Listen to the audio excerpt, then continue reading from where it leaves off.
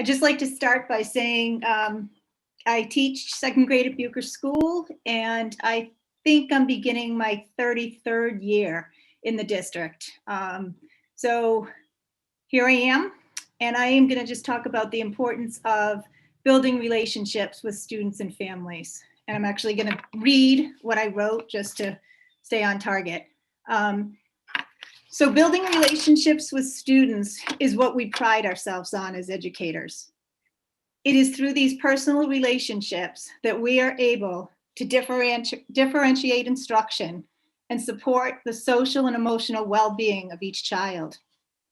As a teacher entering her 33rd year in the district, I will tell you that I am still in close contact with many of my former first graders and their families.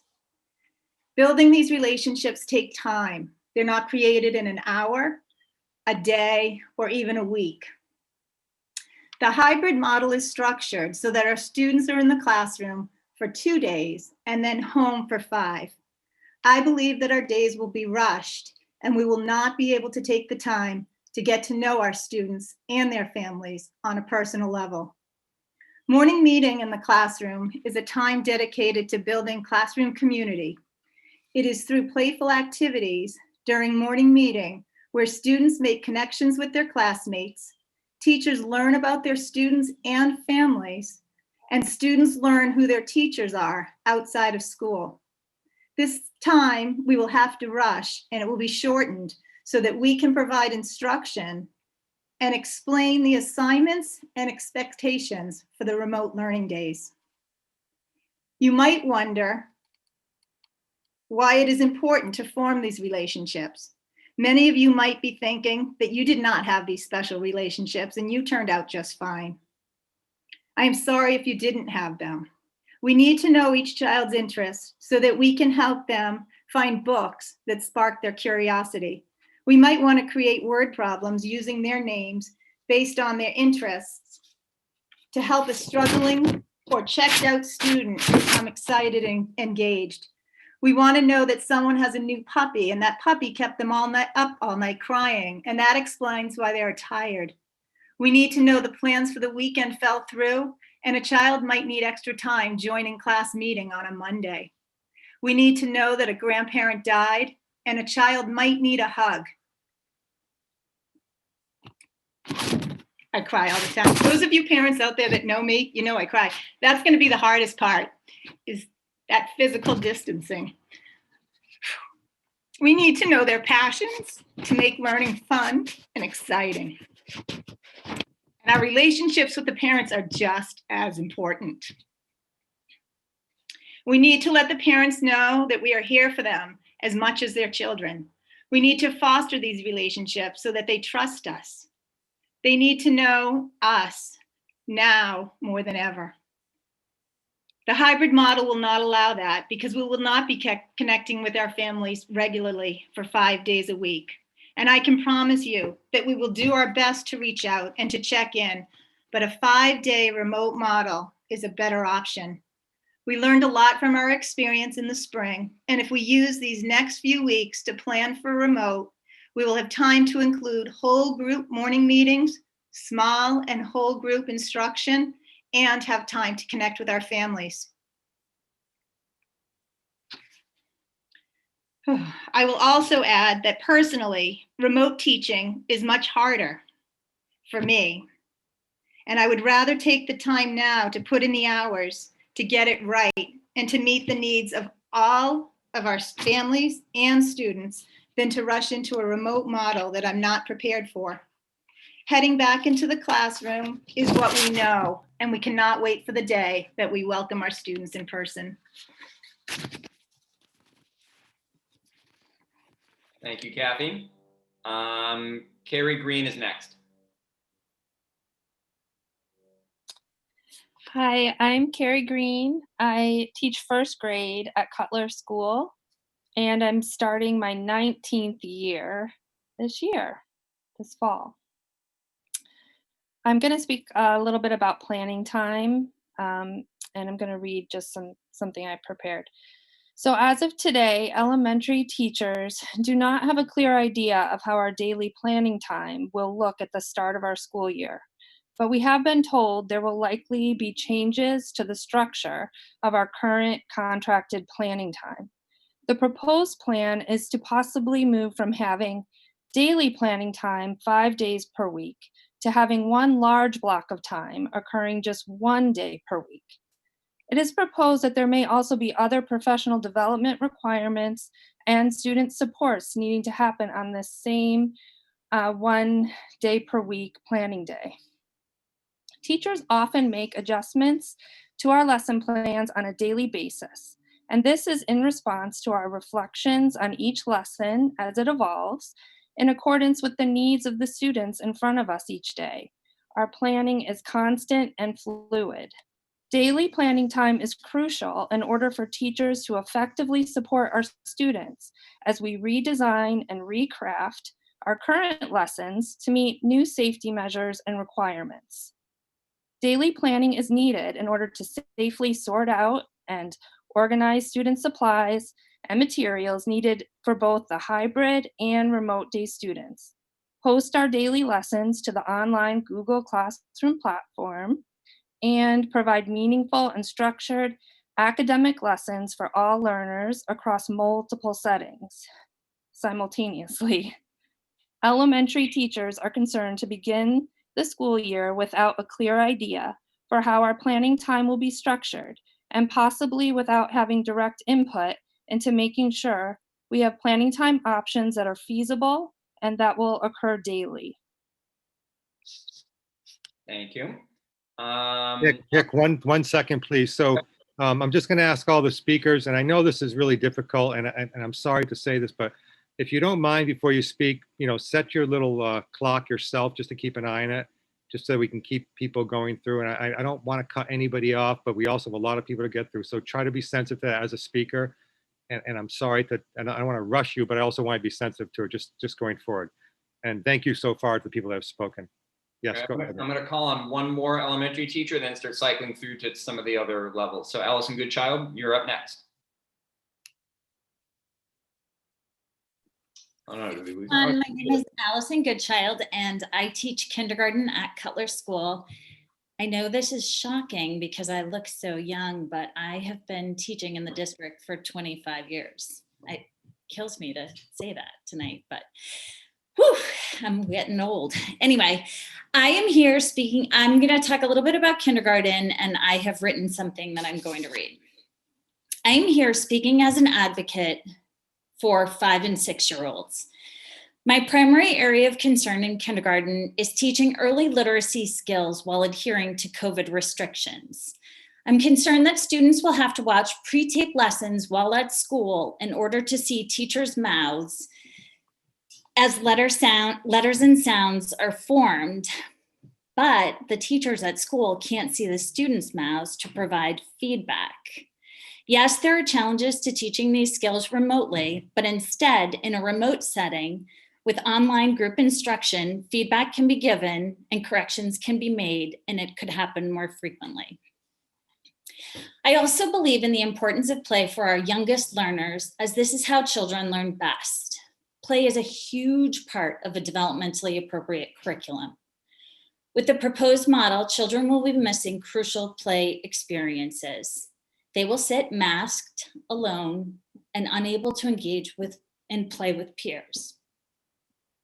Spots will be assigned and children cannot explore the room. We are not allowed to sing songs. I worry that the model will create more harm. The demands of kindergarten are real. My concern is that play will be solitary, isolating, and will impact learning adversely, culminating in an unrecognizable experience where there will be no singing, no real peer play, and no calm and soothing teacher face to tell them that school is a safe and wonderful place. Thank you. Thank you. Marcy Sidlowski.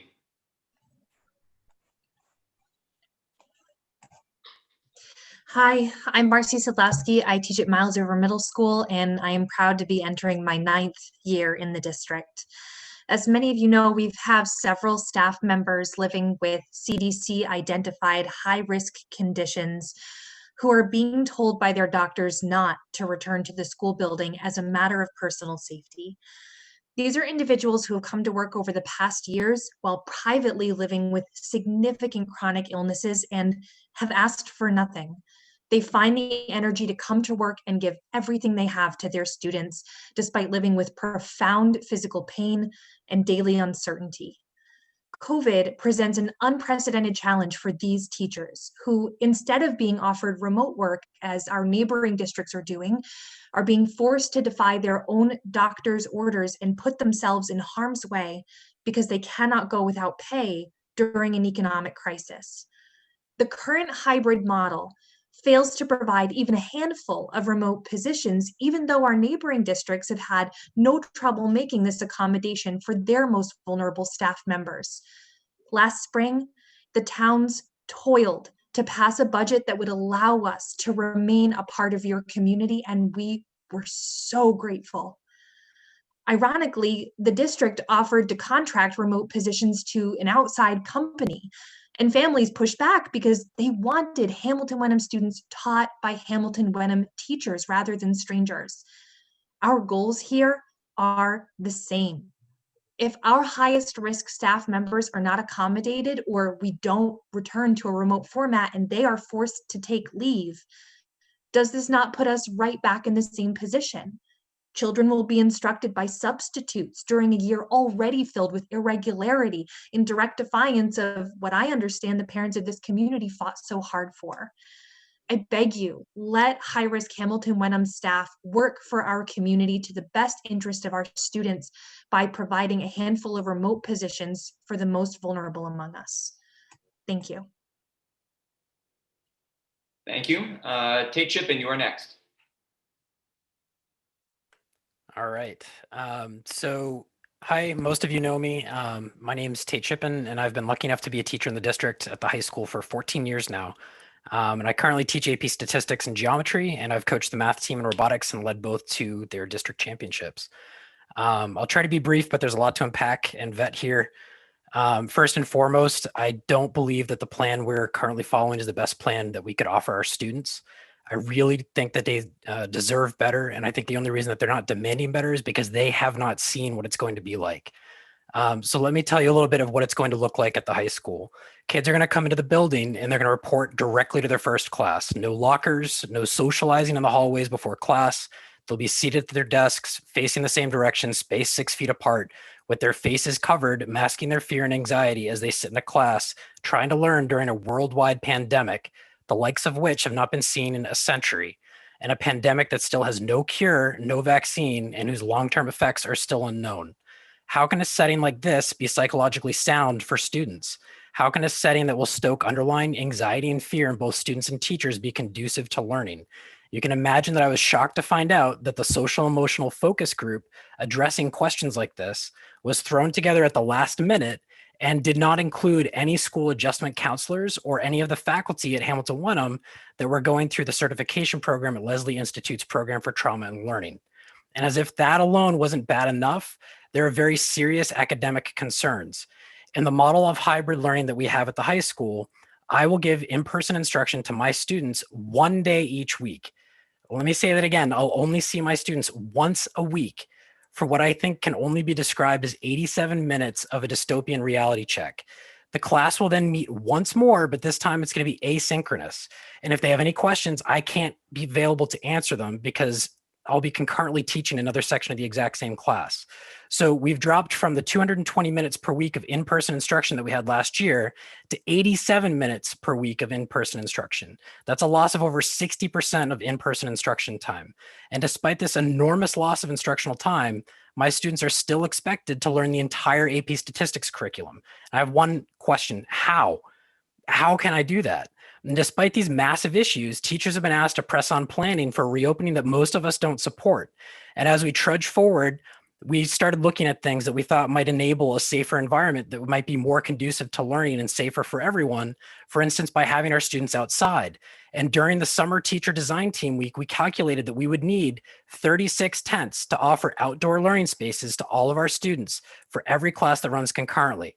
And you can imagine my shock and horror when I learned that we only have one tent at the high school for outdoor learning. And not only that, it is only reserved for chorus and band because they are mandated to be outside by the state.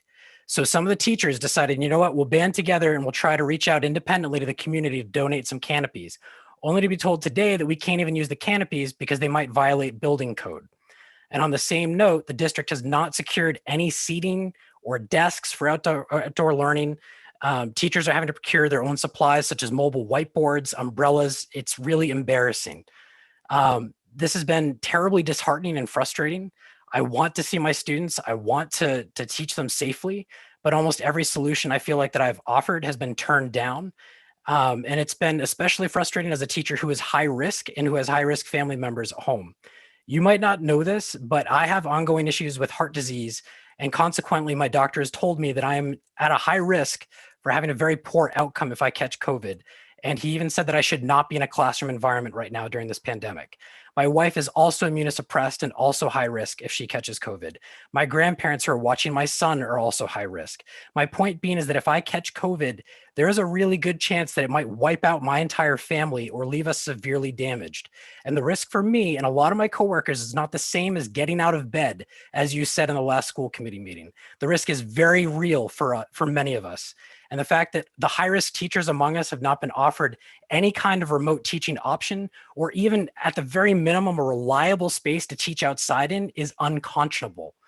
In fact, my conversations with other high-risk teachers, most of us have been denied most of the reasonable accommodations that would help mitigate the very risks that we are really worried about that in-person learning poses for us. Things like plexiglass barriers were denied because DESE doesn't recommend it, and it's an extra surface to clean. From my interactions with the district, it feels like the only accommodation that the district wants us to take is to be forced into a leave of absence, which I do not want. John asked that we keep this under 2 minutes, and I feel like I've probably gone over that, and I've just hit the tip of the iceberg with the problems that are inherent in this current plan, many of which are being realized every day as we're asked to understand exactly what this will look like, not on paper, but in real life. I feel like as a district, we need to slow down and back up. We're not prepared to offer students a safe learning environment. We're not prepared to to offer teachers and staff a safe working environment. I miss my kids. I miss my classroom. I miss creating. I miss programming and machining parts with my students in robotics. I miss the very real connections that I made with my students. But I don't think that the current plan is going to offer any of that. None of that is going to come back with the way that hybrid is structured currently. And we know that flu season, as it approaches in conjunction with the spread of COVID, that it's just an inevitability that the district will go full remote.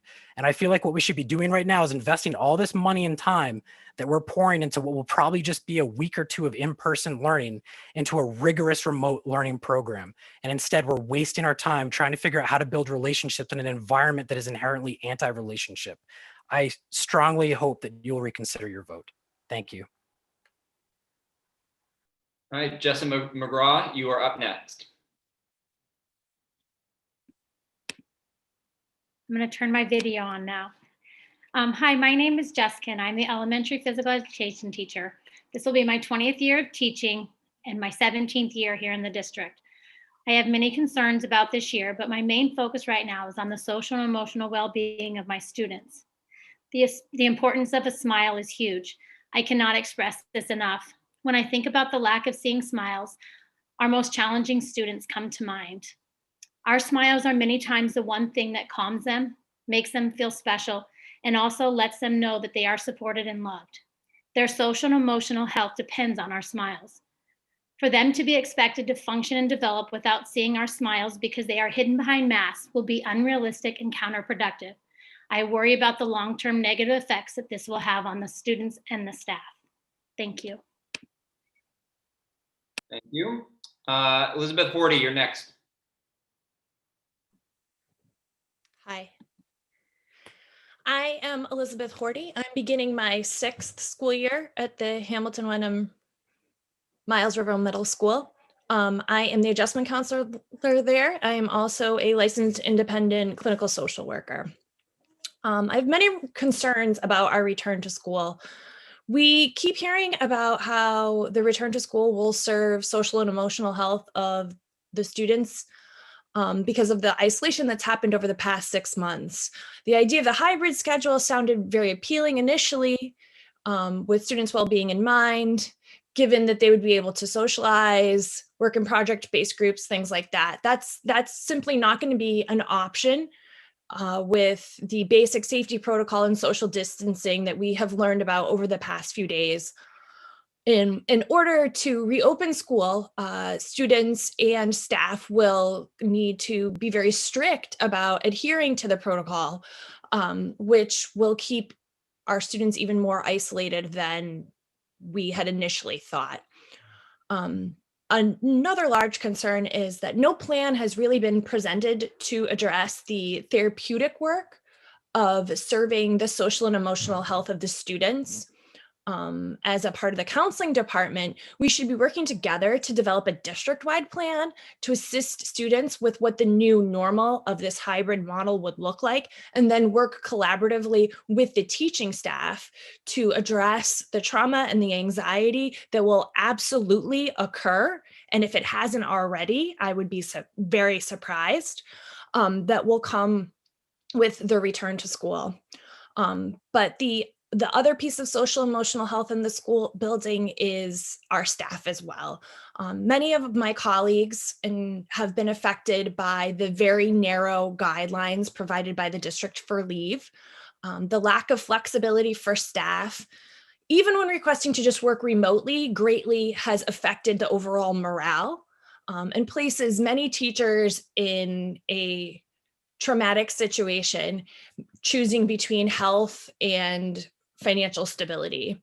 And this is setting them up for a situation where there is no good answer.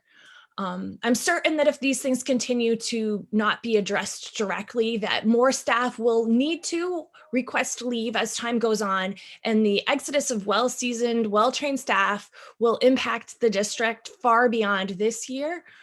And will take quite a while to recover to the position that they are in currently. I strongly encourage you to reconsider your vote. Thank you. Thank you. Regina O'Neill, you're next. Hi, my name is Regina O'Neill and I teach at the high school. I've been teaching there for 8 years. If you know me, then you know that I deeply love the community and give everything that I can to my students. My students quickly become a part of my family. They know I am there for them when it comes to any struggle that they are having. Unfortunately, I am a high-risk teacher who needs some additional safety precautions in order to be able to safely teach in the fall. I have had many discussions with administration about possible solutions, but I'm constantly met with no's. Every different and out-of-the-box solution to this problem that I come up with is not accepted as a possibility. This puts me in a very hard position of choosing between what is best for my own children through the health of their mother and what is best for my students, who I always treat like my own children. I'm a chemistry teacher at the high school. Another one of my big concerns is I was notified upon my return to school last week that I would be teaching both honors and CP chemistry in the same classroom this year at the same time. These courses are optimized for students that come in at drastically different starting points. Honors chemistry students need to have a whole additional year of math in order to be in the class as a prerequisite. As a result of this stark difference in prerequisite experience, I'm having a lot of trouble wrapping my head around how to pull this off while providing both groups of students with the optimal Hamilton-Wenham learning experience that they deserve. I was told that this decision was made for all 9th and 10th grade classes without any regard for the course. I was never asked what this would mean to my class or how it would change it. A priority for me in my job as an educator is to open doors for students. I do my best to show them a love for science that leads many of them to career choices that they otherwise wouldn't be exposed to. I am worried about the impact merging these classes will have on my students and how it might impact their consideration of a future career path in chemistry or related science. In the current hybrid system, I will see that class of mixed students for only one 90-minute block per week. If I divide my time between the two levels, that means each level only gets 45 minutes to ask the questions that they need to deepen their understanding of chemistry and how atoms work. I am the only teacher that can teach AP Chemistry. I created the AP Chemistry program that currently exists at the high school and is extremely successful in creating future scientists. I want to continue to have that positive influence on the next generation. I am in a different position than most teachers because I already know my AP class for next year. They were my students last year in honors chemistry. They signed up for AP Chemistry not only because they want to know the material, but because they know and trust me to be the one to guide them through the content and all of its challenges. The students need this connection now more than ever with the teacher that they already know and trust. Their faces haunt my restless dreams each night as I try to wrestle the idea of staying safe with the ideas of abandoning my students that need me. There are other plans that allow high-risk teachers to continue to teach. We don't need to merge honors and CP classes in all 9th and 10th grade classes. 90 minutes a week is not enough. We can do better than this. Hamilton Wenham is better than this. Our students deserve better than this. Please help us to give them all they deserve. Our remote plan didn't require any of these sacrifices. Is all of this worth 90 minutes of 6 feet apart masked learning? We still have time to fix our plan, but need to act now as changes take time and we are running out of it. Thank you. Okay, we're going to go back to the elementary school level. Thank you for that, Regina, with Heidi Casivia.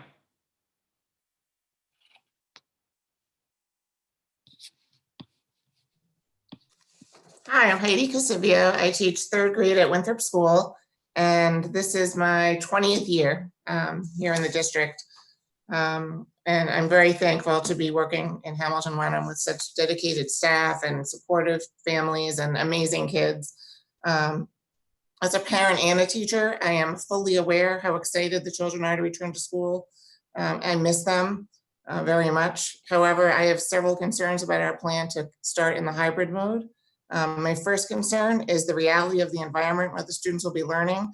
To help prevent the transmission of COVID, I spent last week moving furniture and materials into storage.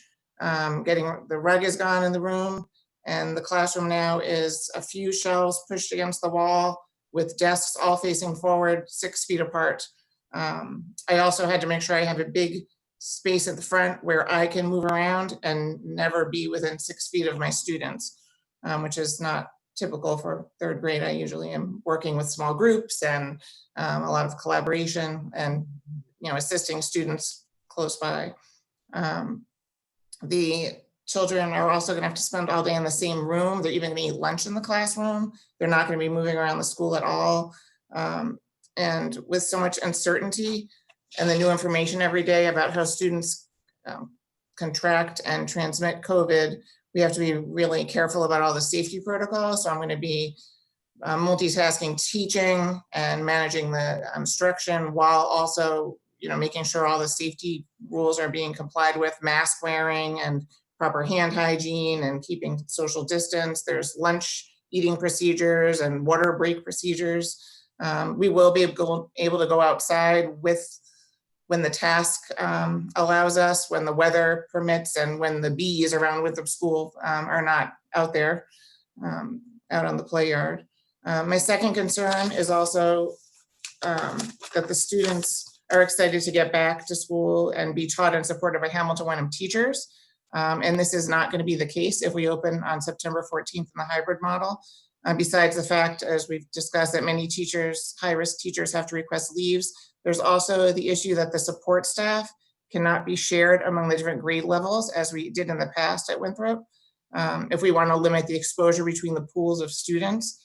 So when I am teaching half of my class in person on the hybrid days, the teaching assistant who's in the class will have to not only support the kids in the class, but also leave throughout the day to have assigned times to support the remote students for the remote cohort, which they work so hard as it is. I don't know how that's possible that they can be supporting in-person students and remote students. And this is even from more than one classroom at the same time. If we begin the school year remotely, I will be able to support all my students throughout the week.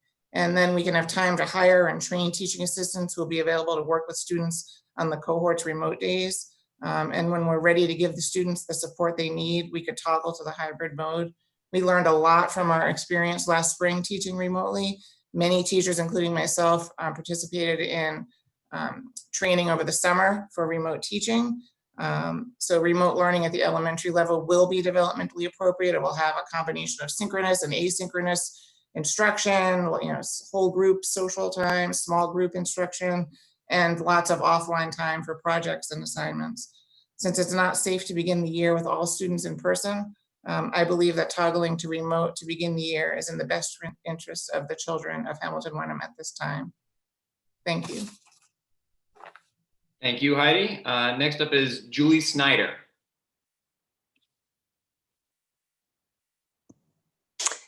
Hi, I'm Julie Snyder, and this will be my 11th year in Hamilton Wenham. I'm also a proud parent of a rising 7th grader who's a choice student at Miles River.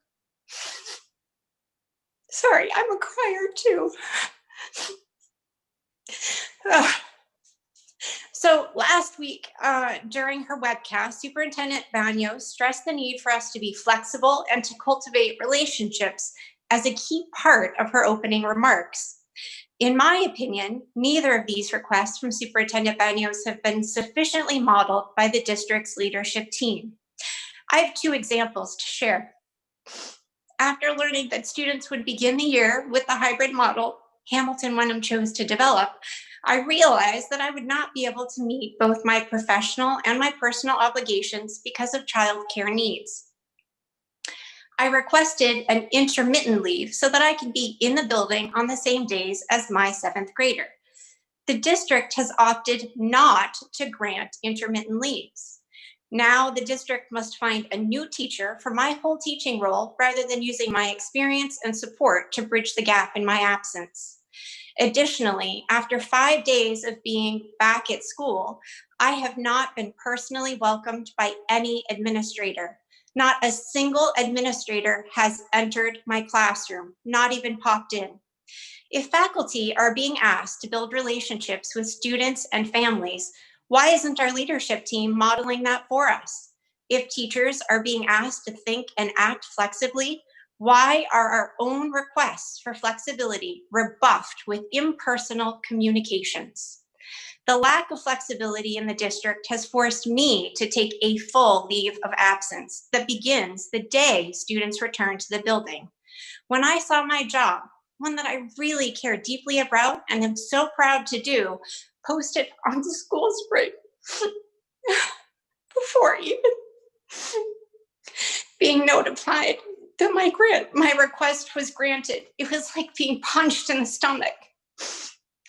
The Hamilton Wenham Regional School District, a place where I'm a parent, is losing a veteran, dedicated educator in a really challenging year. Thank you, Julie, for that. And thank you for everybody so far that's spoken and for everybody that's going to speak. I appreciate what you're all going through. Next up is Boris Gockfeld.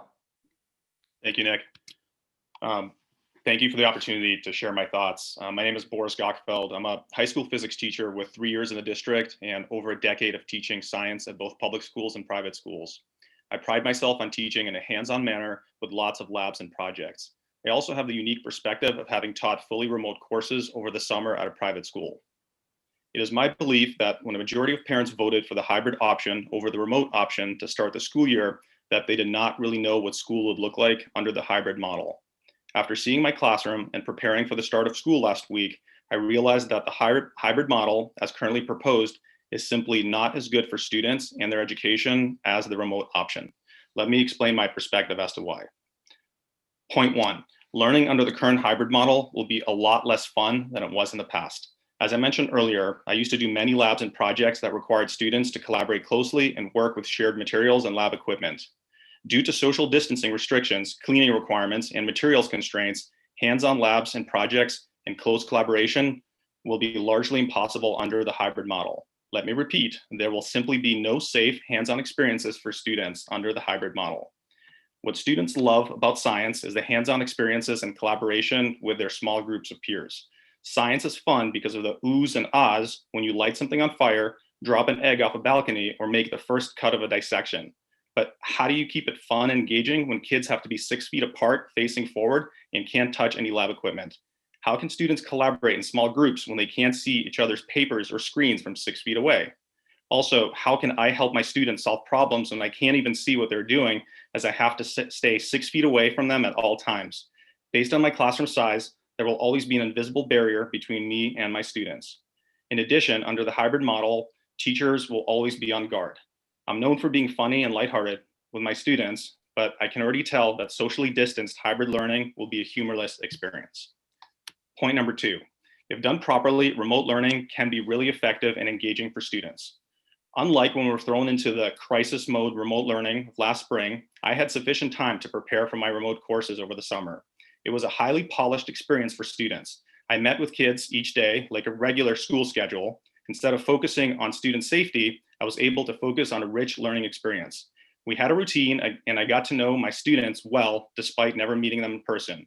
We used high quality online labs done in small groups, breakout rooms on Zoom where students could solve problems together, and we could easily share screens with each other and the teacher for easy collaboration. We were able to create a class community remotely with kids joking around and getting to know each other well.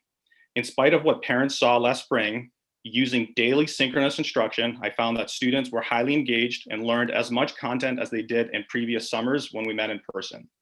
During my remote teaching, students did not have to be constantly reminded of the pandemic because of what their physical space looked like. I did not have to constantly tell students to keep their masks on and stay 6 feet apart from each other and from me. I did not have to fear for my own safety or that of my students, and was able to be the same humorous person that I was before the pandemic. In conclusion, there are no perfect options here. We have to face reality and admit that school, as we all know it, is not going to happen this year. However, I hope that I've demonstrated to you that a remote start to the school year can actually be superior to the hybrid model as it is currently proposed. Thank you for your time. Thank you, Boris. Kendall Clark is next.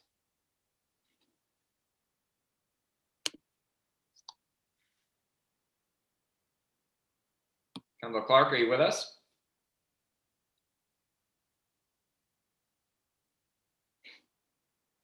All right, then we're going to move to, let's see, Nicole Gray.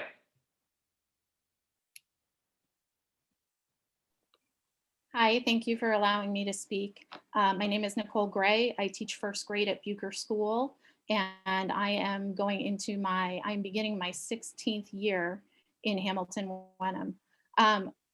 I appreciate listening to everything that everybody else has said before me, and I feel very much the same, but I wanted to speak on a more practical issue that's been mentioned several times during school committee meetings lately. I've been reading a lot about people, summer programs, schools, and other countries who have gone back to school safely.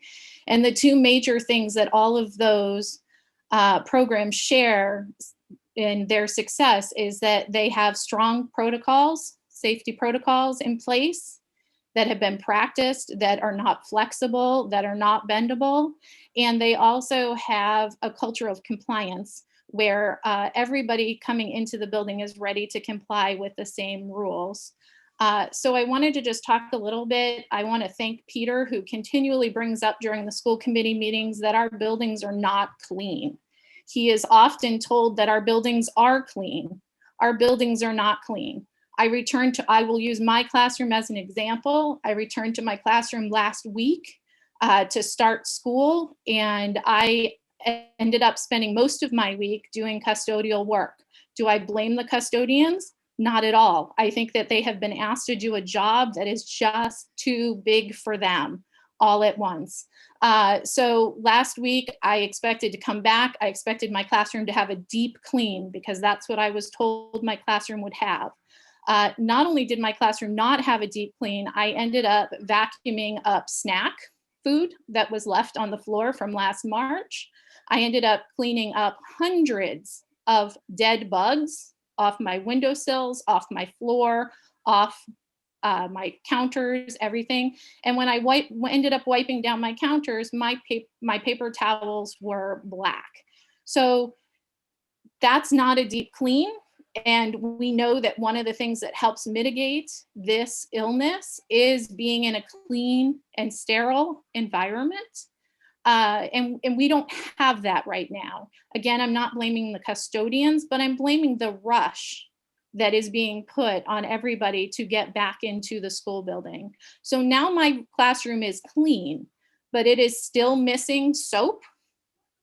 My paper towel dispenser dispenses into my sink and is wet. The paper towels get wet immediately. And I'm still missing cleaner. And I'm bringing in my own supplies to clean my classroom. That's not going to work once I have my students in my classroom. I'm not going to be able to sustain that. I also found out last week, after all the teachers had been there for an entire week, that our bathrooms had not been cleaned for an entire week, nor had they been disinfected. That's not okay. It's not just the students who need to stay safe. It is also the staff that needs to be kept safe. And we are trying to work with the administration to make sure that everybody who enters the school building is safe, not just the students on September 14th, but the rest of us too who are in this building now. And we're in all the buildings. I reached out to several people across the schools. This is not just at Bucher School. I've heard stories of other schools that are not clean either. The second thing, the culture of compliance. We all have different levels of tolerance for the pandemic, right? Some of us feel like it's okay to not wash our hands every 10 minutes. Some of us feel like we need to wash them every 2 minutes. Some of us feel like it's okay to be with people who you know without a mask on. Others, you need to have a mask on to be around them. We have had meetings. The nurses put together wonderful meetings last week to talk to us about a lot of the safety protocols that need to be in place, but people have not had time nor with each other to practice those safety protocols before we even let alone bring in students and families who also have different tolerances. So we're going to put people together who don't have the same tolerance for the protocols. They need to be inflexible. They need to be the same for everyone. And there needs to be somebody making sure that they're the same for everybody. And we don't have that right now. So those are my two main concerns. I am a parent in the district. I have 2 girls who will be returning to Winthrop School on September 14th. I want them to be safe. I want to know that their safety protocols are in place in Winthrop School. That's 3/4 of my family that I'm entrusting to the Hamilton-Wenham Regional School District. I want to know that our buildings are clean, that our classrooms are disinfected and cleaned each night. Thank you. Thank you. Laura Irwin, you're up next. Hi, I'm Laura Irwin. This will be my 20th year teaching math at Miles River Middle School. And I have sort of 2 areas of concern. My first is about the amount of time students will actually be in our classrooms. And I know other teachers have spoken to this as well. At the middle school in previous years, we've had 50-minute classes. And knowing middle school students, it takes them about 5 minutes to come in, get settled into their seats, take out their materials, and actually be ready for class to begin. This year, we have shortened our class blocks to 45 minutes. And in addition to the 5 minutes students take to get settled, they will also need 5 minutes at the end of class just to clean and sanitize their desks and chairs before they leave the classroom. That leaves us with about 35 minutes of actual teaching time with students in our classrooms that we can take advantage of. On the first day students come back to school each week, they will have been away from school for 5 days. There's no way a teacher can jump right into their first lesson of the week without actually taking some time to go back and review the work that students did in person the week before and the work that students did remotely when they were not in our classrooms. Taking all of that into account, the actual class learning time that students will have is a half an hour to 35 minutes at best. During those 35 minutes, students would normally be, or during an actual lesson, students would normally be given time to work on their own, to collaborate with each other, to discuss their ideas together. I would be able to walk around the room and check in on student work and provide feedback to them. In our socially distanced classrooms, none of that is going to be able to take place. If we look at a remote learning model, students would actually be in a class through Zoom, online, remotely for 45 full minutes without having to disinfect their seats, without having to get the materials out. They would have more quality learning time with their teachers. Teachers would be able to check student works through sharing of screens or through holding up their math workbooks and ideas. They would be able to go into Zoom breakout rooms and collaborate and discuss with each other as they would normally be doing in the classroom. But those things cannot take place when they're in person. And we know the importance of having students in our classroom is so that they can get that direct teacher instruction and time to collaborate with their peers that just will not be able to happen this year. My other area of concern is all of the unanswered questions that we have. At this point, with just less than 2 weeks to go now, we have far more unanswered questions than we have answers. Some of those questions that I've heard from various teachers are hallway flow. We know that the hallways will be 2-directional with a line down the middle. We don't know what that will actually look like when students are leaving their classrooms and coming into classrooms. We don't know where students will be waiting in the halls to get into a classroom while the previous class is still disinfecting their workspaces.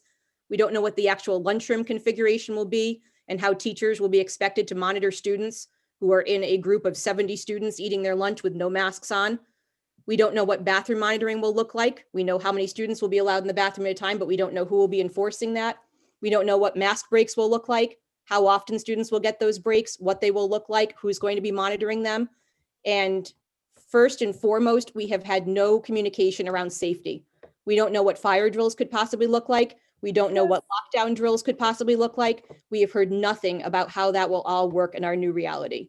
And there's no way we can welcome students into our building on September 14th until we have answers to all of those questions. Thank you. Thank you. Cecilia Pernice, you are next. Hi, I'm Cecilia Pernice. First off, I want to take a moment to thank the school committee for taking the time to hear teachers' voices on this matter. I am a proud science teacher at the high school. I'm entering my 6th year at the high school. I absolutely love what I do, and I miss my students. Most years, I have the opportunity to teach both biology and chemistry. This year, unfortunately, this is one of my concerns, because of the fact that there's not a lot of creativity or flexibility around the way that we are handling high-risk health needs and childcare needs. Many of our valuable and skilled teachers are going to be forced to take a leave, even though they want to teach. As a result, we have to cut biology this year. We are not going to be able to offer our freshman biology classes taught by Hamilton Wenham teachers. Which is really upsetting to me. That's one of my favorite classes to teach. It will be replaced by a learning management system, which the teachers have not yet seen. We're not able to assess the quality of this learning management system, but I have a feeling it's not going to be as high quality as receiving an education from our teachers. My second concern that I want to mention, and this is something that a lot of people have brought up, is the schedule. Our hybrid schedule gives teachers about 86 or so minutes per class. Because of the fact that our students are going to be, our 9th and 10th grade students, which are the students that I work with, are going to be in a combined CP and honors class, we are going to have further constraints in that time that we're able to support our students. The honors and CP chemistry curriculum are massively different. The CP curriculum is focused on supporting the needs of a wide range of learners. There are a lot of supports built in, a lot of structure and scaffolds. And we focus a lot on conceptual knowledge and repetition, where the honors class is aimed at future science majors. It's aimed at students who are potentially interested in taking AP chemistry, and it's built for students who have a very different math background. I cannot teach those two classes the same way at the same time. The only thing that I can think to do if I'm forced with just 86 minutes to teach those classes is to give about 40 minutes to each. So 40 minutes a week for a class. They are stuck for the remainder of the week working unsupported because I will be teaching other classes while they're at home. I cannot reach out to them through Zoom. I cannot check in with them and support them while they're working from home. They have 40 minutes a week to learn an entire rigorous chemistry curriculum majorly by themselves. That's not okay. That's not acceptable, in my opinion. That's not a high quality education, and I believe that Hamilton Wenham can do better. So just in summary,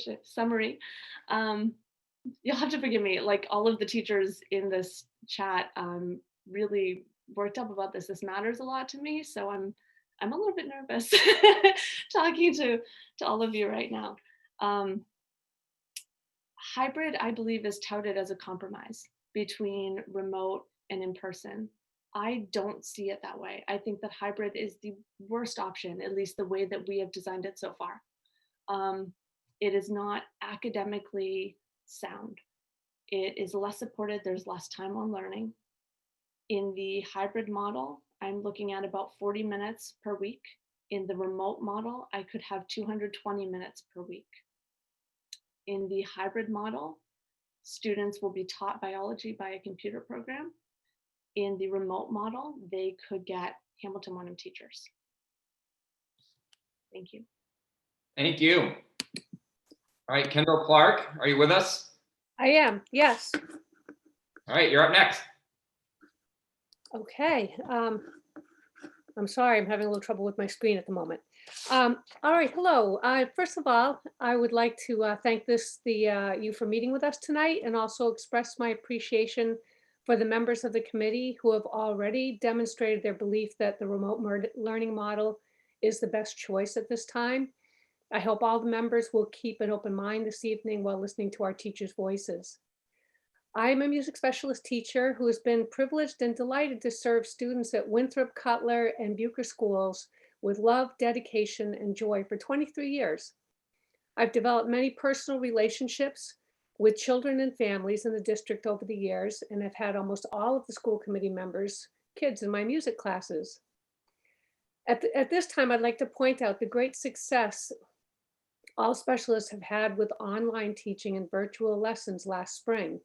Our lessons were posted weekly on a learning board that is still there for everyone to access at this time. We had lessons that were exciting and rich and full of concepts and skills and fun.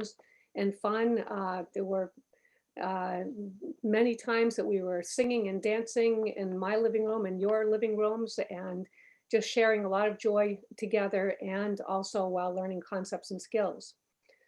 Most of the activities the kids did with us, this singing and dancing, playing instruments, games, etc., will be dramatically diminished by the limitations imposed by in-person safety protocols. In addition, and very importantly, the personal relationship that over 500 children in elementary school and our 3 elementary schools have with their specialist teachers is in jeopardy if we stay with the hybrid model, because some of us, myself included, have health or family issues that have forced us to seriously consider taking a leave. This makes me so upset for the children, because it will be very difficult under the present circumstances to get people to fill our positions who are trained in our fields to deliver the quality instruction that our students are accustomed to and deserve. Substitutes will not have the knowledge of our students' strengths and needs, nor the commitment that we have to help them achieve their highest potential. Elementary specialists have been informed that they will not be teaching the regular classes or delivering curriculum to students during specialist blocks when these students have their 2 in-school learning days. Our specific duties in the school day are unplanned at this time.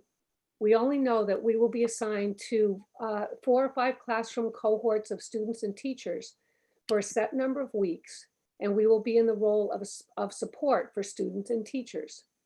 There will be limited opportunities for us to utilize our subject material during short classroom teacher breaks, but this is still vague and unplanned at the present time. The teaching plan that exists for us now is that all specials will be delivered to students in asynchronous pre-recorded lessons once each week, and 1 synchronous Zoom lesson per grade level will be delivered on Wednesdays. With this model, our ability to teach and interact with students will be exactly the same if we are hybrid or remote. But in fact, the lessons will be more rich and valuable because of the lack of limitations if we are in the remote model. You must know that all teachers want desperately to have this dreadful pandemic end so we can return to our classrooms, our students, and our normal way of life. Since returning to school last week, the absolute highlight of the day is when I have run into students, waving to them on their bikes, stopping by a lemonade stand today when I was traveling from Cutler to Winthrop, chatting with former students who are in our schools doing summer work or community service. One of those students I chatted with is a high school student who has chosen to be at home and be in the remote learning model because his absolute most important reason for coming to school is the band, and he knows how compromised that experience will be. So he's choosing to do the remote model because that's the most important thing to him. We can best serve our students only after this has been fully planned and organized so that it can be the best learning experience possible. The current hybrid plan doesn't account for this at all. Thank you very much. Thank you, Kendall. To even things out, I'm gonna have to call on 2 middle school people in a row. And now that we've reached 6:30, I just want to ask folks to keep their comments to 1 minute to 2 minutes so that we can get the rest of the folks in our list done as quickly as possible so that we can go have our evening dinners. Mary Beth Ting, I'm gonna call on you next. Thank you all very much. I don't know what to say about how painful it is to hear the comments of my colleagues. I am the middle school nurse. I'm entering my 5th year in that position. And as one of the nurses in the district, we've been doing a lot to prepare. We've been working on very global ideas as well as very detail-oriented ideas. And my fear is that there are some major elephants in the room that we just don't see. One example of that would be during our middle school staff meeting this week, one of my colleagues asked, what are we doing about charging devices? All of the students are going to have devices and, they may not come with them fully charged. And how are we going to accommodate that? And there was, mic drop silence. Nobody had any ideas. Now, certainly we can address these issues, but that's just something that, as far as I know, hadn't been raised. And so it's a major concern. So I think about that as a nurse thinking, I've been so focused on many minutiae. Are there major things that I'm not going to see that when it becomes apparent, it's a big problem? And I think about it in terms of when any of us move into a new living situation. You plan ahead, you've got your bags packed, you open everything up in the new house, but invariably there are lots of trips to the hardware store for this thing or that thing or whatever, because once you're in the new living situation, you realize what it is in fact you need. Well, having the students in the building and figuring out what we need is too late. It's closing the barn door after all the animals have left the barn. So I am very concerned that that could be a potential outcome for us. On the other side, I also have concerns. I worked the summer school program, and I did hear from families how difficult the remote learning was for them and how grateful they were to be in person. So I do have some real feelings about that for some of our learners. And I also have concerns for mental health, that some people's mental health has really been worsening during this at-home time. Conversely, there are going to be some whose mental health would really be negatively impacted by being in person. So I am a person facing real ambivalence about this, and that's what I will share with you all. I do so appreciate my colleagues though, and I do thank the school committee for a task that is truly thankless. And I'm sorry that you're having to go through this along with all of us, but thank you for your time. Thank you. Chrissy DeLima, you are next.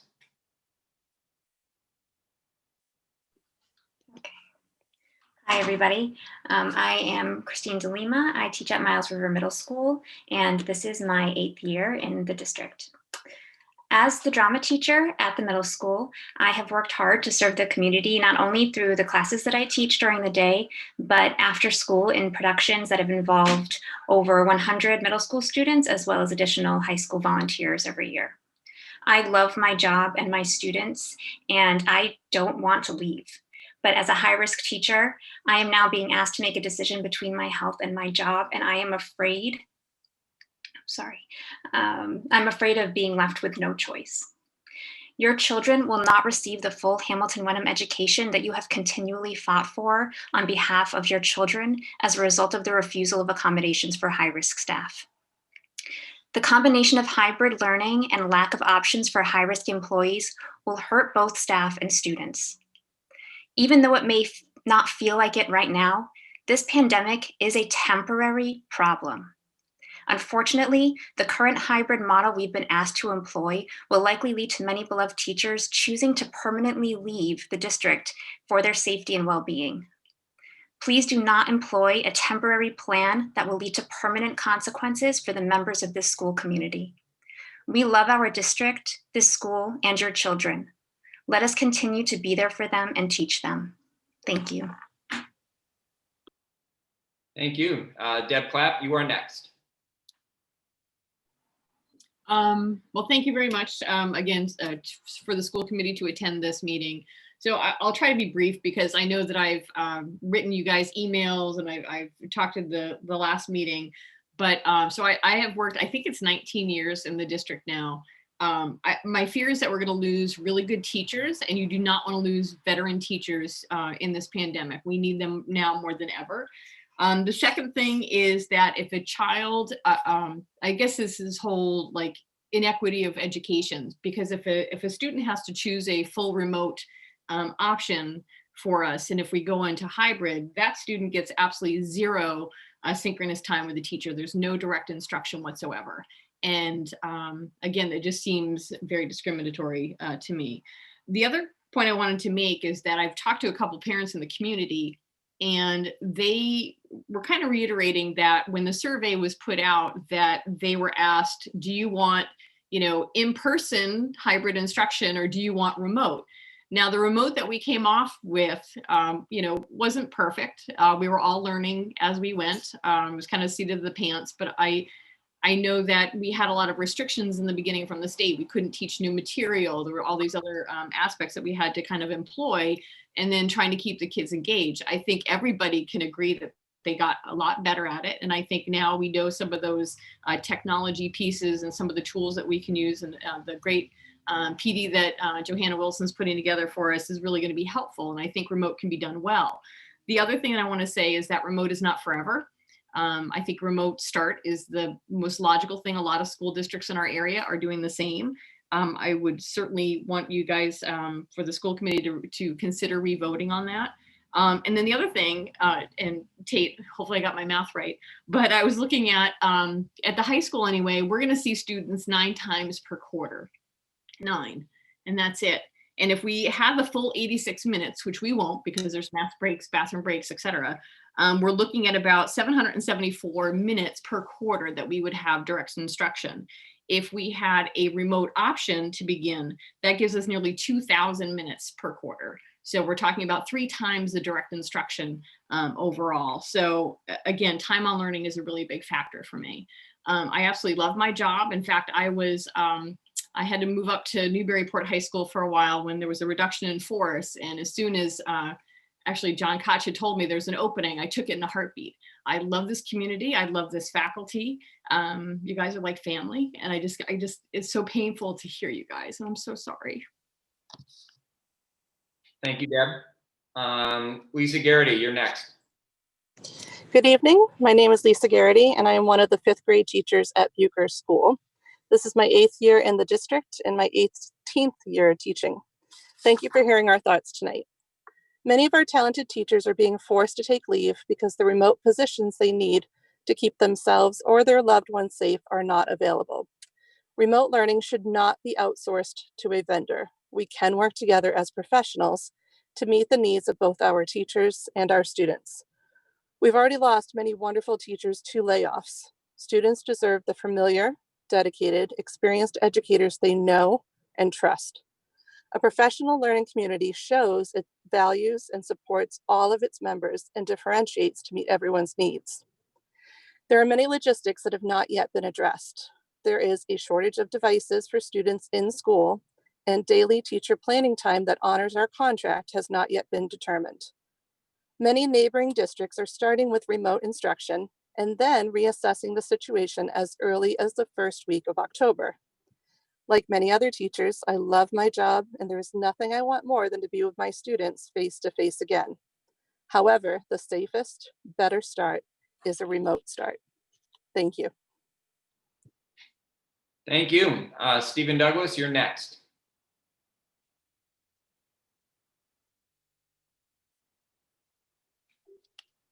Hi, can you hear me? I'm sorry, for some reason my video is not working.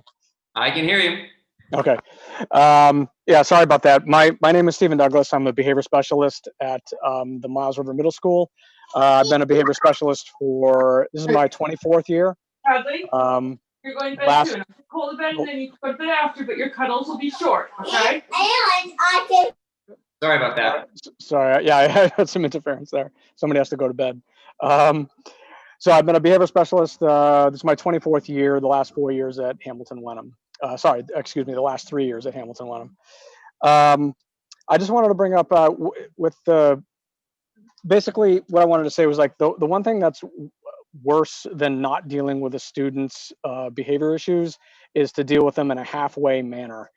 And halfway in the present, you know, in our present environment, the hybrid model would take the form of, you know, I have a mask on, the student has a mask on. If that student has an expressive or receptive language issue, they can't, you know, that's probably going to impact my ability to de-escalate a situation. There's a lot of nuancy things that get involved, like they can't see facial expressions very well. They can't hear tone of voice as well. So all of those things kind of get mixed in there, and it makes it difficult it's going to make it more difficult to de-escalate the situation and turn it into a learning opportunity, which is what I'm there for. I'm there to teach them how to behave better, which dovetails with the social emotional piece that the school counselors work with in order to advance the students' ability to you know, navigate themselves in the school better. So it's the other part of it too, the other nuancy thing is the ability to close a distance when, you know, you're trying to de-escalate a situation and you have to stay 6 feet away no matter what. When you've reached that point where, you know, closing the distance a little bit would actually really help de-escalate the situation, you know, and build a relationship, you know, I can't do that. So just from my perspective as a behavior specialist and trying to help the kids do that, I see the hybrid model making things a lot more difficult. I want to thank everybody for the opportunity to speak. And I understand that in this situation, there's really a choice between bad and less bad. So I understand how difficult it is, but I appreciate the opportunity to speak. Thank you. Ray Pape, you are up next.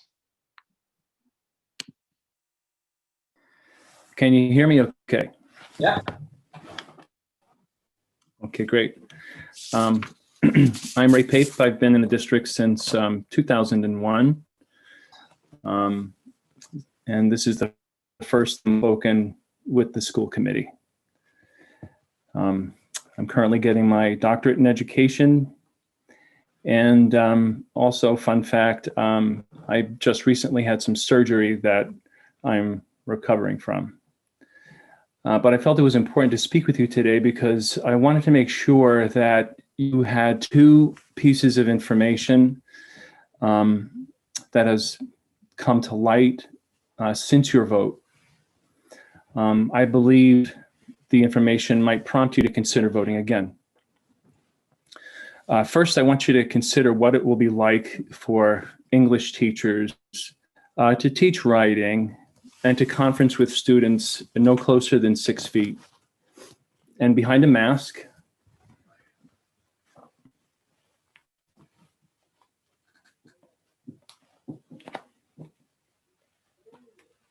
Excuse me. And and also on my doctor's recommendation, a shield.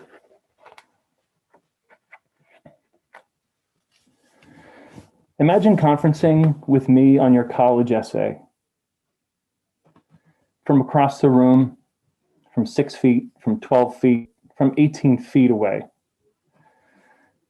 The hybrid model, which allows only 90 minutes of face-to-face or mask-to-mask time, doesn't allow for real one-on-one conferencing.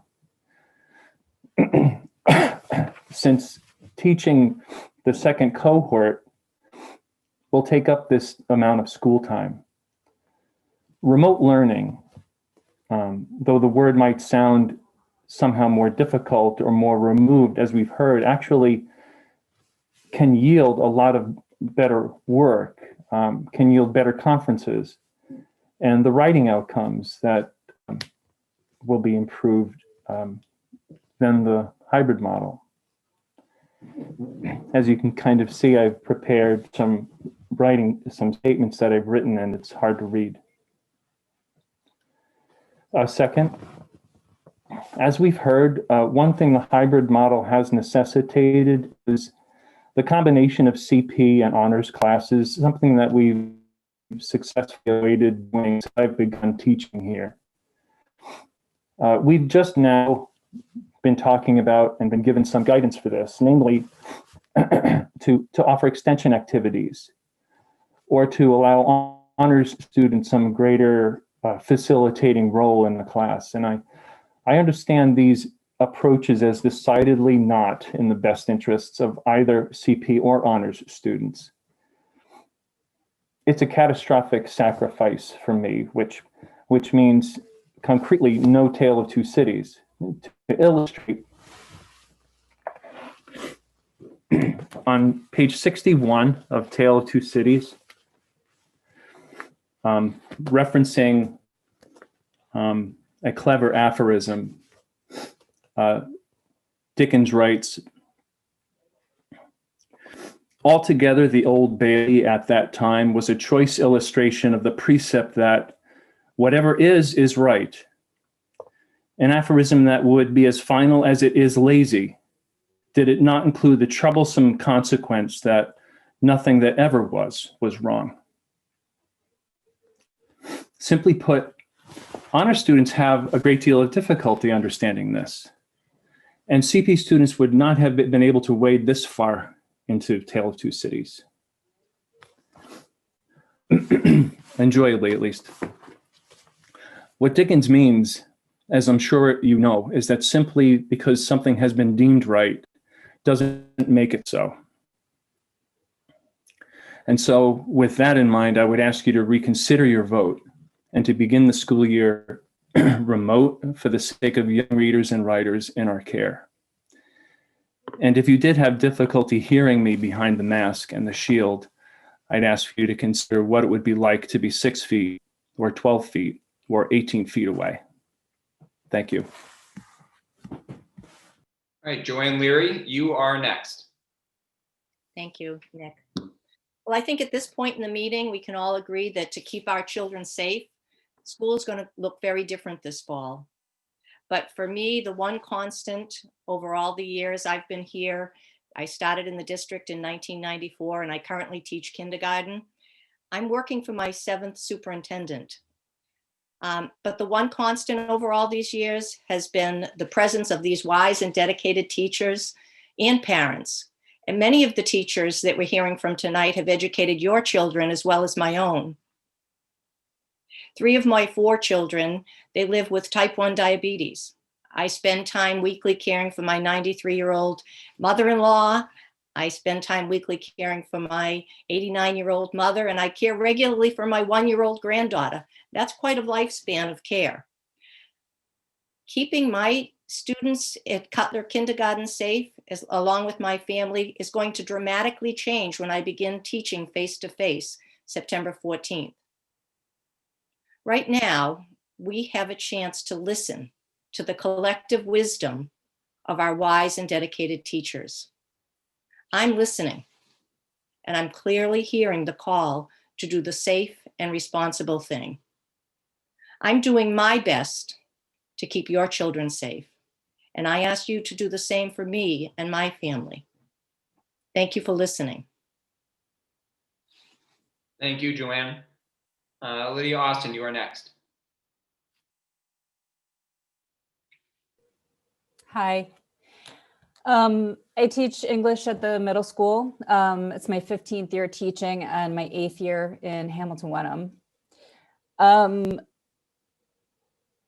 I think we need to think about two things. One of them is the benefits that the remote model offers us, and the other one is something I've been thinking about a lot lately, how the hybrid model by its very nature literally divides and separates us. The remote option can do a much better job of keeping our school community glued together. One thing that I think we really need to pause and consider is that when we're talking about remote learning in the fall, it is not the same thing as what we experienced in the spring. The DESE and the commissioner put some very big restrictions onto the remote learning phase of the closure last spring. So we teachers were told that our lessons had to be all review of past concepts with no grades, no attendance, no regular schedule of required live meetings. And eventually we got to teach to 4 standards, but with the caveat that it had to be missable, that there couldn't be any requirements that if you missed them would put you significantly behind or at any kind of disadvantage. So those are some pretty big restrictions that were on us. And if we start remote or toggle remote in the fall, that will be different. Something that I like a lot about the remote approach is that I could have virtual FaceTime with all of my students every day. I could teach them on Zoom while we were sitting together and working through the material together. I could answer questions in real time for them every day, and my students could talk to each other and have discussions and collaborations. In the hybrid model, I worry a lot that our group is divided at a time when we really need to support each other the most. Students whose families need that all remote version are separated from the group. Their parents are separated from other parents, which makes their burdens greater. Hybrid, as it's being implemented, also cuts off our high-risk staff, essentially forcing them out, as we've heard a lot about tonight. The fully remote option, though, keeps our students from losing even more of their experienced and beloved teachers. Last spring, some of my 6th grade students lost half of their teachers in the layoffs from the budget cuts. Lastly, I hate to see my classes divided. Students, as we know, they need that social interaction, not just because it's like a developmental mandate, but they need that to learn. They want to see their friends, they want to collaborate with their peers. And in the hybrid model, we're literally chopping the classes in half. You're chopping the classes in half, dividing us into small, separate, isolated pods. Cohort A is not going to see cohort B. Neither cohort is going to see or talk to their teachers 3 days a week. And in school, we're so far apart, we are masked and nervous. We are afraid to talk to each other. We cannot see faces, we can't see a smile, and we're physically prohibited from collaborating. We've heard a lot about that tonight, but I feel like those are just really 2 key points that we need to think about, that remote learning is not the same in the fall as it was in the spring, and that we need to be together during a crisis, not separated and all over the place. Thank you. Thank you. Brianne Setti, you are next. I don't know what to say. Everybody has said so many things, so I'll try not to be long. I'm Brianne Setti MacArthur. I teach English at the high school. And my biggest thing is I want to make sure that when we open the doors to our school as a district, we have done our due diligence. I am concerned that we started planning very late, where many other districts have been planning for several months and are starting remote to give them more time. I had a really nice conversation in dialogue with the superintendent today. I was in the superintendent's chat, and I thought she did a really good job responding to some of the faculty concerns. But it was very clear that we could do more with more time. I don't think it's reasonable to assume that this pandemic is going away or that there is no risk in walking in the building. But I do need to make sure that for the faculty and students that we have made it as safe as possible. And right now, I don't think we've done that. We have a little time, we could do more, and maybe we could open the doors, but I'm very concerned with the timeline. There has been a lack of options for high-risk teachers, and today the superintendent was really receptive to creative options that we brought about, but I'm not sure in the time that we have that we can follow through with those creative options. There have been staffing issues. It was brought to our attention that it doesn't seem like the bathrooms and the school is being cleaned at night while the teachers are there, and that there might be a custodial staff out. So I am concerned with staffing. I haven't had my staffing questions answered until today, and there are still teachers that are looking into leave, and we just haven't had our questions answered. Or if we ask a question, we get so many different answers, we can't really move forward in our work. So I don't want to say that we can't ever open the building. I want to make sure that if we do start remote and give ourselves more time, that we take the time to do it right and actually follow through with the things that need to be followed through with. But right now, there are so many concerns and questions I have that haven't been met that I feel like need to be met before we open those doors to students, and really before we came back as a staff. So those are my concerns. Thank you. And you are Amy Orlando. You are next. Good evening. My name is Amy Orlando, and I teach third grade at Bucher School, and this will be my 11th year in the district. After being back in the classroom for 5 days, I'm having a hard time gathering answers to many of my questions. Not by any fault of anyone specifically, but just because some questions need to be answered and a team needs to be developed to conclude consistent answers to operational questions. We now have 7 days until students return, and many safety concerns and questions have not been answered. Some of those questions would be, how will the number of students in a restroom be monitored? What will play on the playground look like?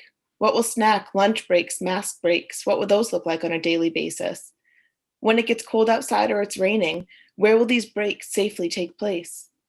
What about when we're outside alone with our class and one child needs to use a restroom or visit the nurse? Do we have enough walkie-talkies and keys to communicate with the nurse or to safely allow them back into the building in a door that is close by? We do not have daily schedules to wrap our minds around. Truthfully speaking, with only 7 days until we welcome children back, we are not prepared for hybrid. As much as we cannot wait to be back with our students, we need more time to make hybrid work safely and answer many of our questions. Thank you. Thank you. Jackie Marr, you are next. Thank you. My name is Jacqueline Marr. This is my 6th year teaching at Miles River and my 15th teaching middle school. I am also a parent of a 3rd grader and a kindergartner at Bucher School. As a parent of elementary age children, I empathize with the intense desire for our little ones to be in the classroom, socializing with their friends and getting the support they adore from our amazing staff. However, I trust my colleagues and my daughter's teachers if they say this doesn't work. They are the experts, and I have nothing but the utmost respect for their evaluation. I entered this teacher return week with hopes for vision, leadership, and passion from our administrative leaders. After 5 days in the building, I feel strongly that we are not ready to enter a hybrid model in 2 weeks. At the middle school, most of us are full of anxious energy to plan, modify, and create, but we are left listless in the building with no answers or direction. I do not fault the school committee for voting in a hybrid model. I believe you did so believing that health metrics dictated a safe path and that administration would adopt the model with creative leadership and a sensitivity to vulnerable staff. I am lucky that both my daughters and myself are in solid health. I am not overcome by fears for our safety. However, the stories of how my colleagues have been treated with little compassion causes me much distress. There has been little flexibility offered to staff with valid health concerns, no creative approach to assist those who have concerns about childcare or educating their own children. The bottom line has been clear and cold. Come to work or take a leave. As a community member, I firmly believe our families want better for their teachers. Finally, I have concerns about how the school will be communicating the evolving state of COVID cases to families. Recently, staff were told that it would be determined on a case-by-case basis if teachers and parents would be informed of a positive case in our cohorts. Because our desks are 6 feet apart and we are wearing masks, students in the same cohort are not automatically deemed at risk by current guidelines. I'm sure many parents are depending on grandparents for childcare, as I am. Knowing that a student in one of my daughter's classes tested positive would absolutely affect my family's schedule. The possibility that I may not be provided with this information as a parent or a staff member is unacceptable. Daycare has always informed families of cases of highly infectious diseases such as lice, hand, foot, and mouth, and flu without naming children and violating privacy laws. I believe strongly we need to remain fully transparent for the health of our community. I'd like to take a moment to thank Nurse Ting and Johanna Wilson for preparing informative webinars, Zooms, and resource pages upon our return to the building. I also want to recognize and thank the leadership and empathy displayed by our amazing 6 to 12 curriculum leaders. They have been the voice for the secondary staff, even as their own positions have altered. I hope that the new positions in the elementary schools offer the same level of support and guidance. Without their assistance, this struggle would be infinitely more stressful. Thank you. Thank you. Jim LaSalva, you are next. First, I want to thank the union leadership, John Koch and Nick Rustino. I want to thank my fellow amazing and articulate coworkers. Thank you to the school committee and community members for respectfully allowing us this time to speak. My name is Jim LaSalva. I'm a proud resident and community, and like many of you, I voted to increase our taxes to support our schools. I am a happily employed 27-year veteran wellness teacher in the district, and I am a blessed parent of an elementary school student. I strongly feel that the decision to open hybrid over remote is out of convenience over the safety of our children and staff. As stated previously, one main reason some parents have selected hybrid is so that it will provide the social interaction that many of our students crave. However, this version of school will not be permitted in such instances. Does the school committee members believe that the students and parents have a clear understanding of what school will look like? Have school committee members stepped into our school buildings and witnessed the stripped down classrooms, especially at the elementary school? It's depressing. There has to be a better model. This is a tough decision, but please consider opening remote while we can observe other districts and monitor what works and what doesn't work for them. And then when it's safe, we open with a proven plan. At the high school, we will have contact and be exposed to 10 different groups of kids. That's 10 different classes. Plus, we all will have an advisory group. I don't know about you, but when I see teenagers around town, none of them are wearing masks. On a personal note, like many teachers like myself, I have a fear of contracting the virus due to existing medical conditions or risk infecting family members.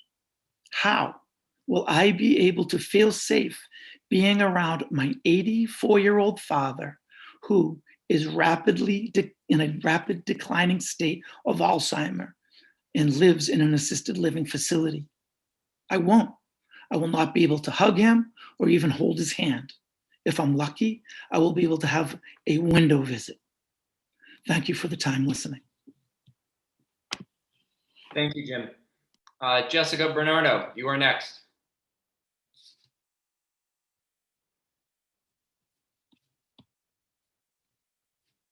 This is my 4th year in the district. I'm extremely grateful to work in this district, as it's clear that, especially at the elementary level, we are able to put an emphasis on things like community and students' social emotional needs, and our classrooms have always reflected that.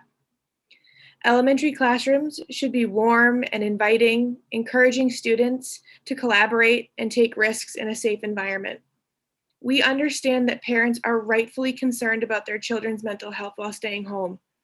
Many of us have the same worries about ourselves and our own children. What needs to be acknowledged, however, is that the warm, inviting familial classrooms that your children are used to will not be available this year. Teachers have been asked to remove much of their furniture and personal belongings to minimize what can be touched by students and maximize space so that students can remain 6 feet apart at all times.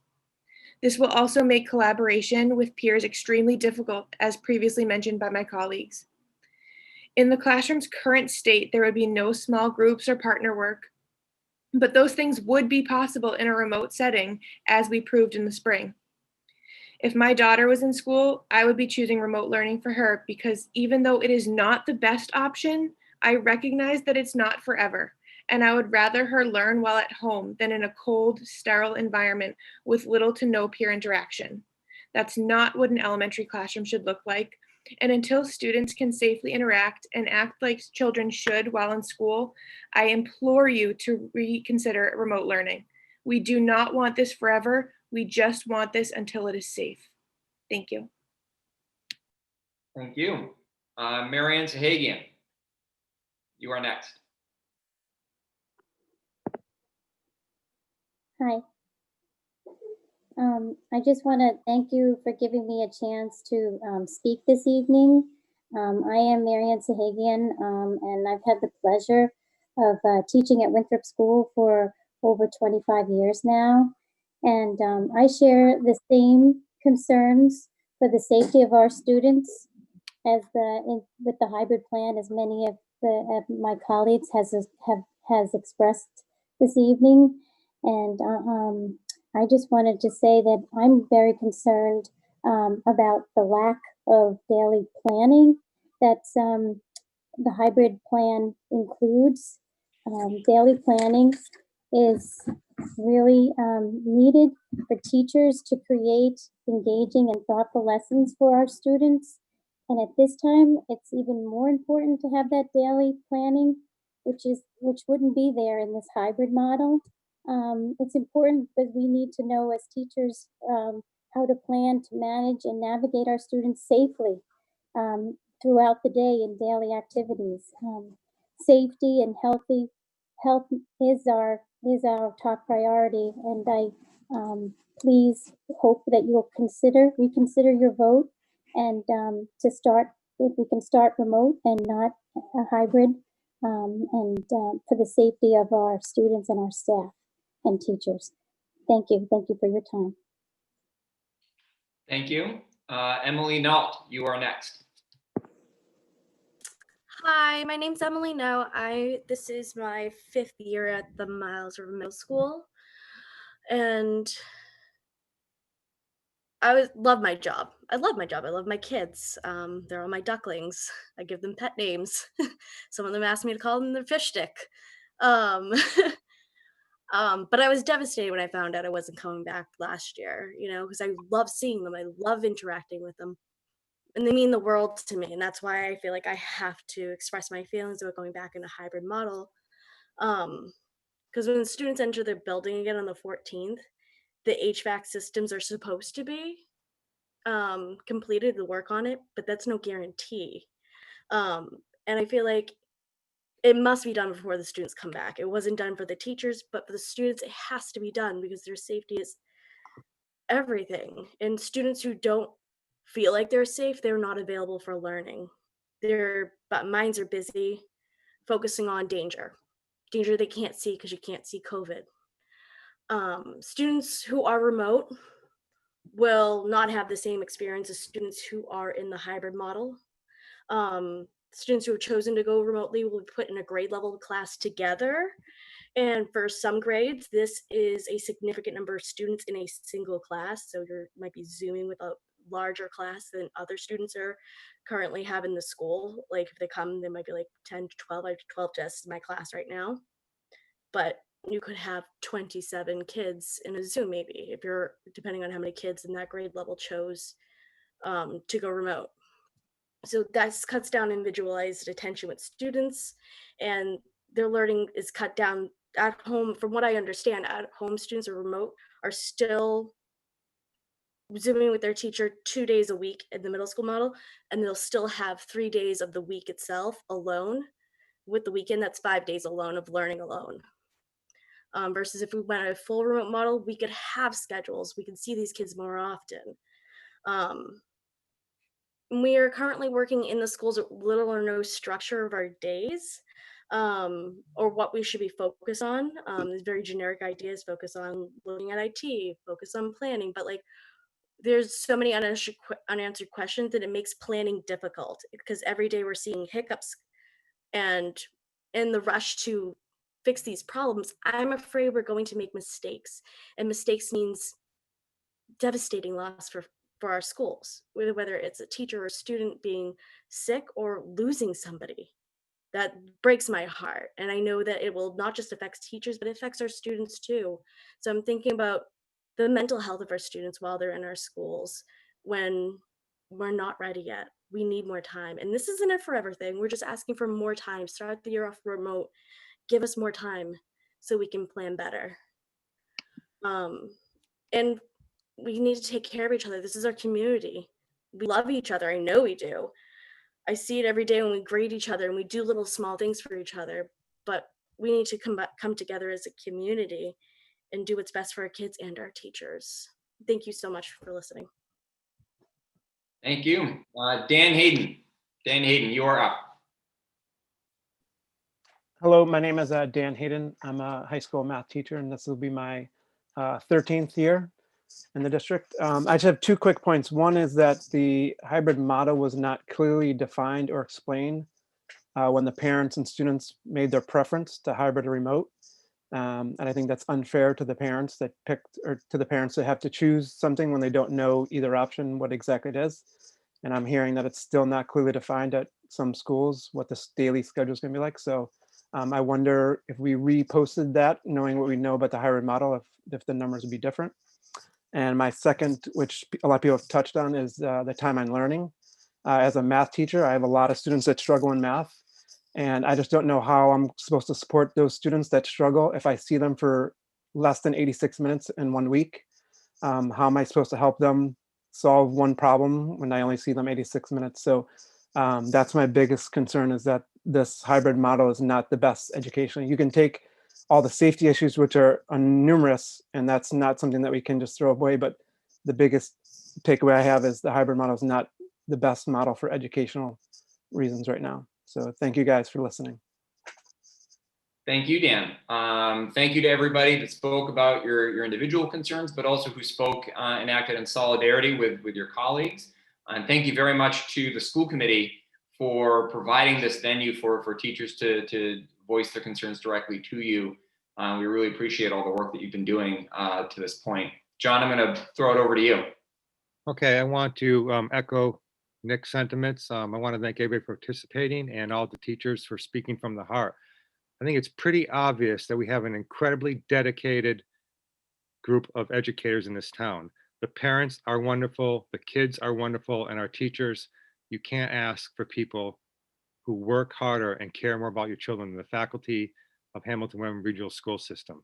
This is a very emotional situation for us. I want to make it perfectly clear that every single person wants our kids back into the buildings. That is what we all desire to have happen. However, we have to do it in a measured, planned, and properly prepared manner. It includes safety, it includes the health of our children, it includes taking care of each other. You've heard many faculty members saying that they do not feel respected, that we're not working together. We are a divided community at this time. We cannot get through regular times being divided, never mind getting through a pandemic. We have to work together. And right now we are not working together. You heard again and again that we are not properly prepared, as it is currently constituted, to enter into a hybrid model the way things are. We want our children back more than anything in the world, but we want them back with Hamilton Wenham teachers following our curriculum and making sure that we all work together in this. And that's why we had this tonight. That's why we asked the community to come out to listen to us, and we'll be more than happy to continue this discussion. I want to thank everybody for participating, and please stay safe and healthy.